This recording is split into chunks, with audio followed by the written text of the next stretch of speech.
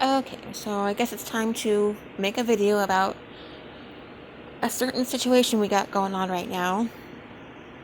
Uh, in case anyone's wondering why Gingy is wrapped up in a towel, it's not to go, it's to go around her, but not around her waist. It's to go around her head, and that's a good segue to start. Okay, last week, no, last Saturday, I was a normal day. We got up, I took her to go potty. Everything was just an ordinary day. 6:30 in the morning. We're about to go potty, and we're walking out of the house, and she stops walking. And at first, I thought maybe she's just tired. She's, having a hard time waking up. Maybe she doesn't have to go potty. Just the reasons could have been, are just enormous. I don't know. Could have been any reason for her not to want to go potty right at that moment.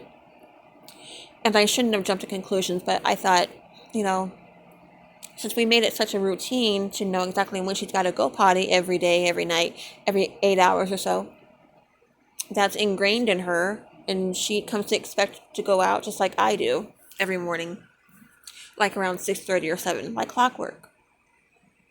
So we walked out the door, and she stopped walking.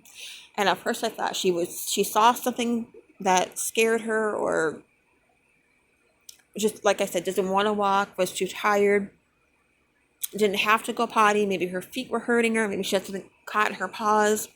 I didn't know. Maybe it was just like a bad moment for her, or a little spell or whatever. I don't know what I was thinking, honestly. But I just knew it was very abnormal, very unusual, because she usually is, wide awake and ready to go do her potty thing, and then go come back home and go back to bed for a while. So immediately it concerned me, and I kind of tried to drag her a little bit, not too much pressure, but just to get her to kind of move it along. And usually when I do that, she picks up the speed and she will start walking. And she didn't do it this time. I kept looking back at her as I'm trying to pull her or get her to walk, or, tug on the leash a little bit. I look back at her, and we're still in the driveway, by the way. Haven't even made it to the street. So I look at her, and I kept looking back at her and try to pull on her, looking back at her, try to pull on her, trying to coax her, tell her to come on, come on. Nothing was working. So I looked back at her. This went on for about 5 minutes. I kept looking back at her, and then when I looked back at her for the last time, she was sprawled out on her tummy.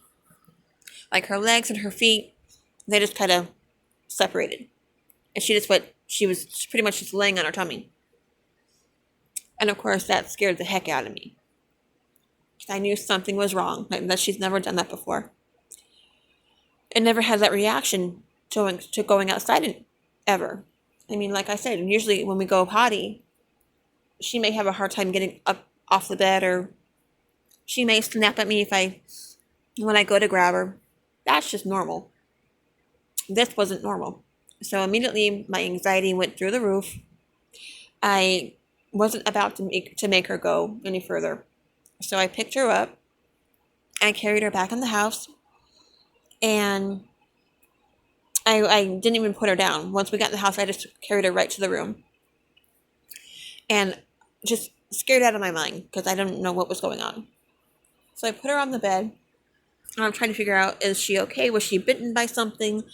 What's going on? And I glance at her eyes, and her eyes were completely blue, like a complete milky, filmy, like a yellowish blue color. It's the kind of color that dogs will get in their eyes when they go blind. That was my first reaction when I saw her eyes, because it was such a dramatic difference. It literally came from out of nowhere, and it scared me to death. Of course, I went complete basket case, and she, would start panting, Um, I would try to, her eyes were discharging. I tried to keep her eyes cleaned. It scared the hell out of me. At first, this is where I really hate myself. I should have called somebody and told them to come home so we could take her to the hospital. But I didn't. I didn't know what this was. All the more reason to do that. To call and say, get home, we have an emergency. But I didn't do that. Instead, I monitored her all day. So after that, um, I watched her like a hawk, obviously.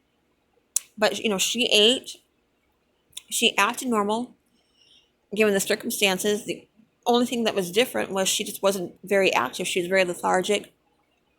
Her eyes it was just jarring to see her eyes go from brown to like a eerie, bluish, yellowish, greenish type, almost like a plastic type. I don't know if plastic's the right word, but just a very weird color in her eyes. And I immediately thought she's blind.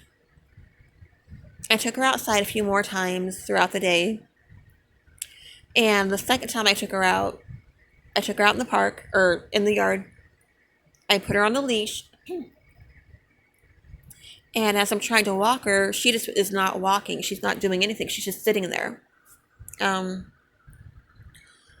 I didn't know what was going on. I'm like, why is she acting like this? And I tried to nudge her to move, and she just would not move. Finally, once she did move, she would just walk in circles. She didn't know where she was or what she was doing, where she was going. I saw her bump into the wall of the house, the curb or the step in the backyard. It broke my heart to see her just all of a sudden just not being able to see. Like literally, this happened overnight. And so of course, I was freaking out all day. I kept trying to make some sense out of it and try to convince myself that it's nothing too crazy, too abnormal. And then by the time Bonnie got home and everybody was home at 6 o'clock, I said, okay, you gotta take Gingy back to the hospital because something's not right. What I came to find out was before Bonnie got home, I obviously went on Googled and tried to enter what I was seeing and find something that was going on, make some kind of sense out of it. And what I found was she has a cornea ulcer in her both eyes. And it's when the tissue erodes from the cornea. And it's a very, very common problem, first of all. And it happens so often. And for the most minor of reasons.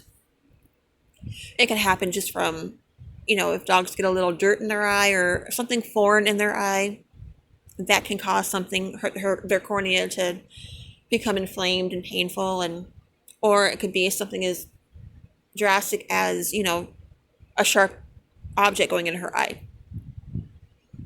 But the most common reason for this is a trauma to the eye, and specifically one of the symptoms or one of the reasons that this happens is dogs will rub their face on a carpet or a hard surface, and they will erode the sensitive nerves and the tissues surrounding the cornea.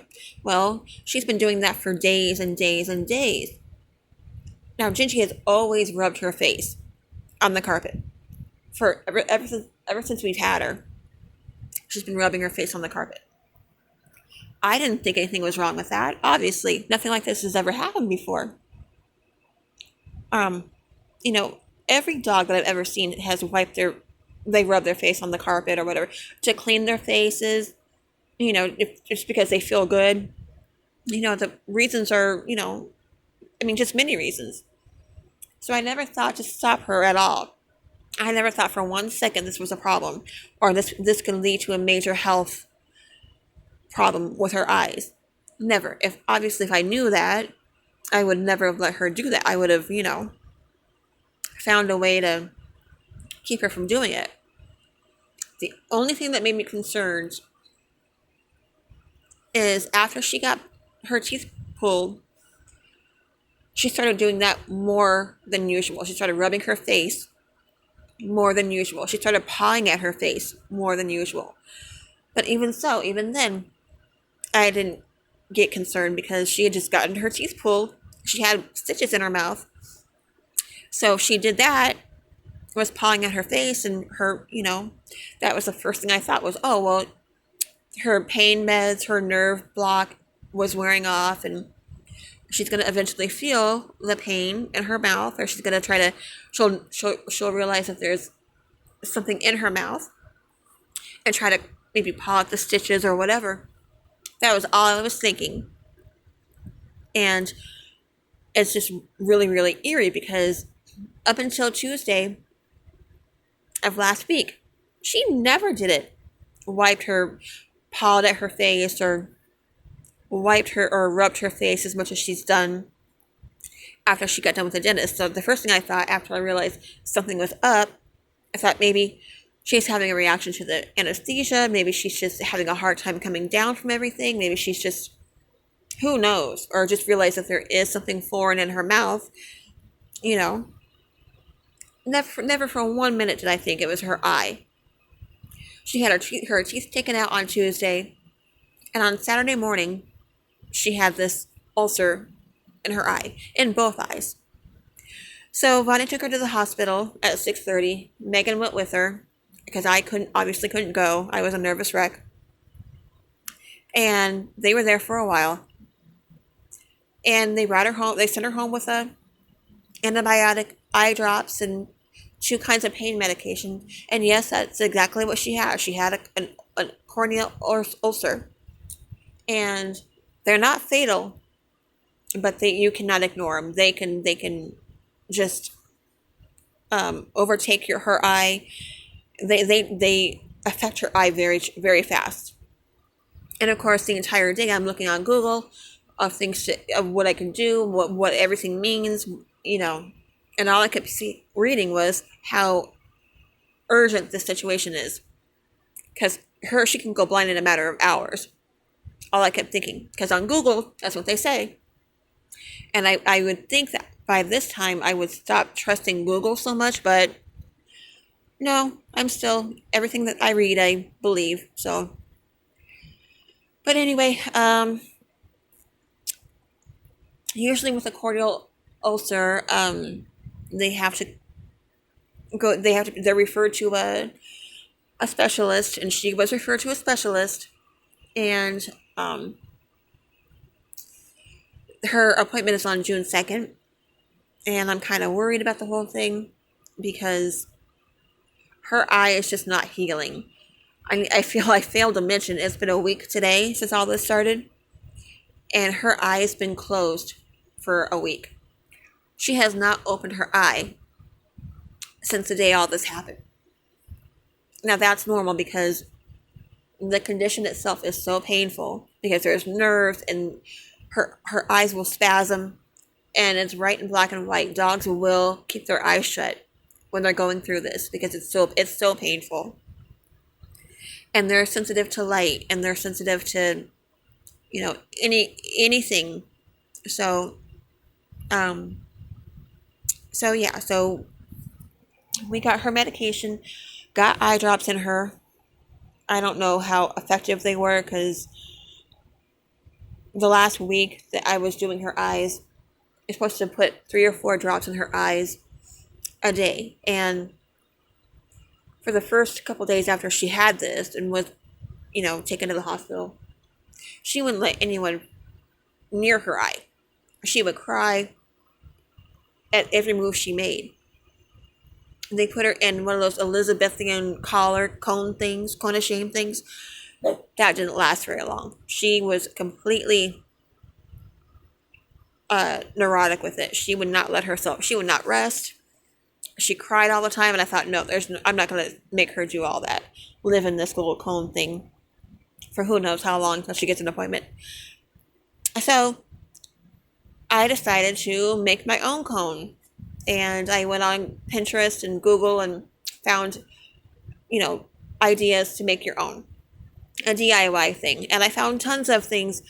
And but the most common DIY idea for a cone is people wrap their towels. They wrap and shape and tape their towels um, into a little cone and put it around their heads.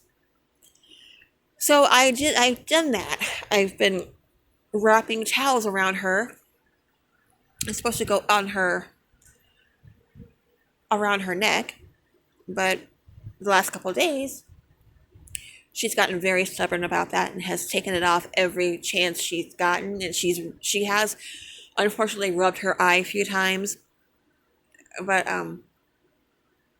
I do when that starts to happen, I do break out her pain meds and give her something to help to calm her down. And when she takes all her meds, she goes into a deep sleep, and she'll sleep for hours. And she's been sleeping for hours tonight. It's almost 10 or 10:30. I gave her a little bit of medication just to calm her down so she can rest, so she won't keep rubbing her face. And in case she is having any kind of pain or discomfort, that'll take care of it. I'm not giving her a full dosage of anything. Just little tiny drops here and there, and some peanut butter. And not ODing her or anything.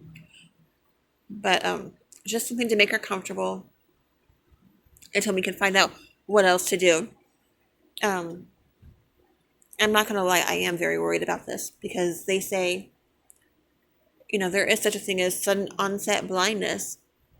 And she's not even opening her eye. She's not even trying to open her eye. And I'm thinking, it's a week after she's been diagnosed with this and we still haven't had her to see the specialist yet. How long can she go with her eyes closed like this and no medication, no real treatment? I'm trying to prepare myself for somebody to say, unfortunately she's lost her sight. But then she could also lose her sight for many reasons. Old age. She's 16. She's exceeded her life expectancy. She's 80 years old in dog years. So, she's going to have a few health problems or a few setbacks at some point. And, and I do think she's sick. She's had growths popping up on her head, behind her ear. And, I hate myself for not getting her seen sooner. But I just, I couldn't put her through any painful procedures, not at her age. I can't deny that something's obviously wrong. She's shown me, but at the same time, though, she doesn't act like she's in any kind of distress or pain or anything because she eats all the time. She drinks water. She runs. And, she gets spry and she is active. Not as much as I wish she would be, but, she's still, for her age, she appears to be in good shape. But, I don't want to talk too much more about this because I'll start getting emotional. But yeah,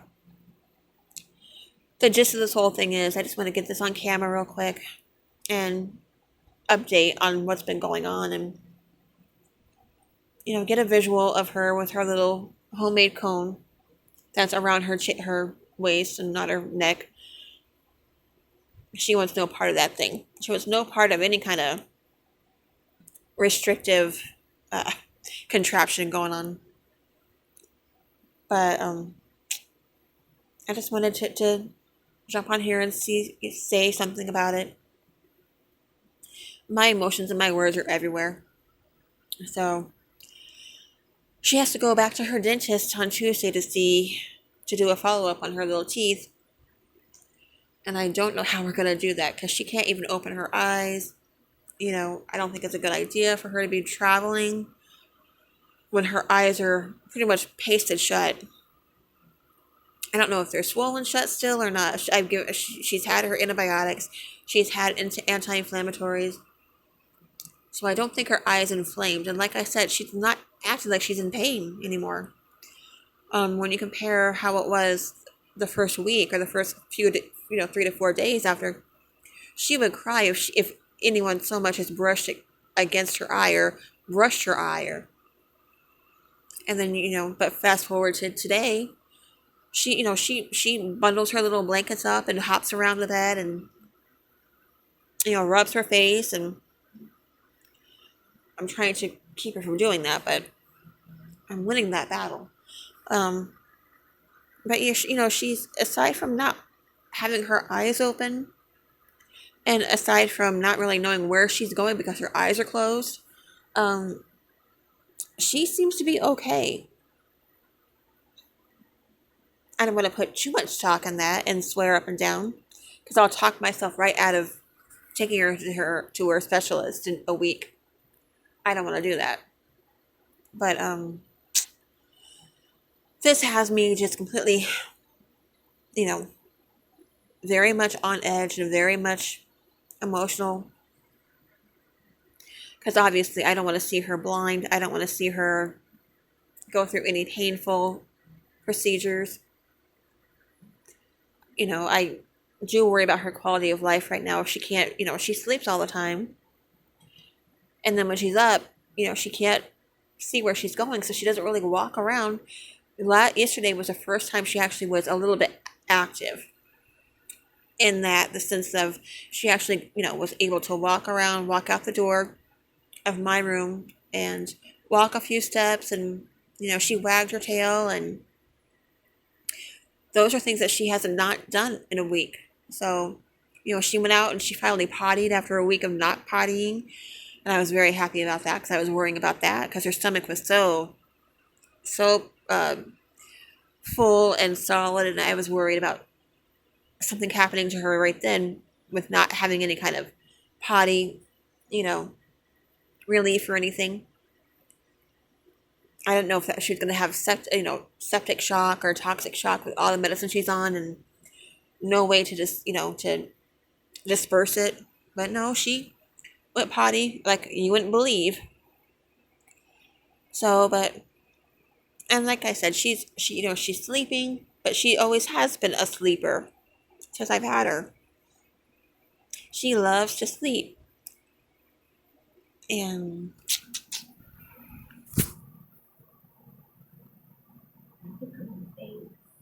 But you have to touch them. Okay, I'll do it. Look at that. Might as well show you my outfit. Yeah, show your outfit. I actually brought a tie. I have nice shoes on. I'm gonna have to take my sweatpants off. I have sweatpants on. Take them off because it's hot here. It's getting hot.